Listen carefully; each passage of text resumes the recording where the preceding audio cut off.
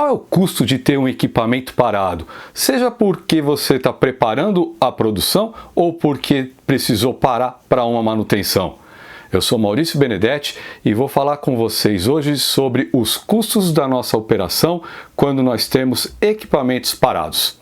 Eu quero falar com você hoje para ajudar a você diminuir esse tempo que o equipamento está parado.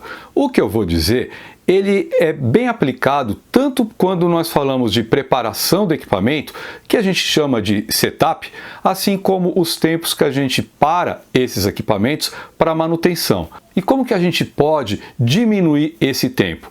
A primeira coisa, tente sempre padronizar as ferramentas, o ferramental que você utiliza nessa preparação ou manutenção das máquinas. De que forma? Com dispositivos que possam ser aplicados tanto para uma operação quanto para outra. Ou seja, eu consigo preparar o equipamento com um dispositivo único para diversas situações.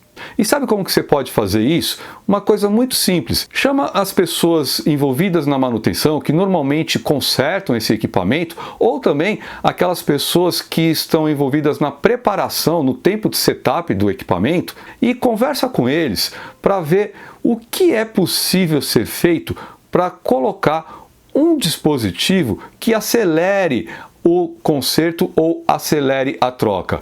Olha, eu já fiz isso e funcionou muito bem. Coisas que a gente não imaginava, alguém tem uma ideia e aí consegue desenvolver então um dispositivo e tem um grande ganho na hora da máquina parada. Outra coisa que é interessante a gente ter é equipamentos ou ferramentas de troca rápida. Exemplo disso são aqueles engates rápidos, sabe, de mangueira? Em vez de você estar enroscando ou desenroscando suas conexões, você tem um engate rápido, igual aquele que a gente tem, por exemplo, na lavadora de pressão que a gente usa em casa. Outra coisa que é interessante é a gente ter organizado todo o material que vai utilizar ou para o próximo lote a ser produzido, ou seja, aquele item que vai entrar em produção, ou na hora de uma manutenção. E como que a gente pode fazer isso? Um checklist, coisa muito simples. Deixa sempre um checklist de tudo que vai ser utilizado e faça a separação desses itens previamente, ou seja, antes de você ir para a máquina, antes de você parar a máquina para fazer a intervenção. Infelizmente, tem muita gente que deixa para ver o que vai ser preciso só depois que a máquina parou.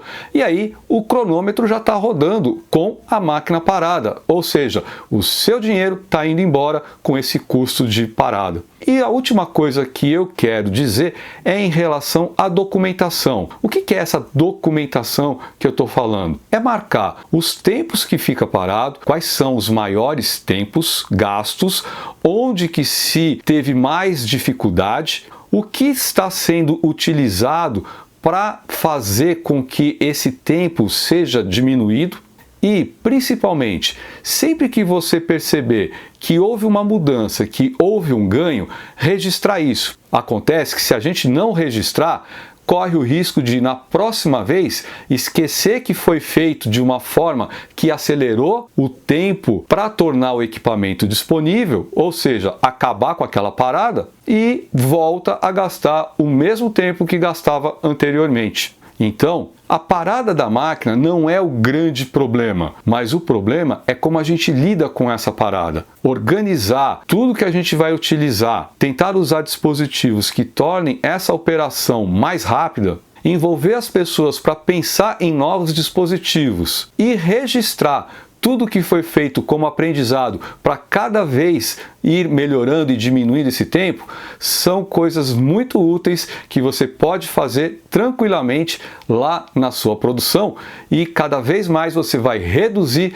esse custo de operação com paradas tanto de setup para preparar a máquina quanto de manutenção para ou fazer uma manutenção preventiva ou para corrigir um problema que ocorreu com a máquina. Tenho certeza que você vai conseguir. Eu fico por aqui e te desejo sucesso no seu trabalho com as suas operações. Até mais, um abraço!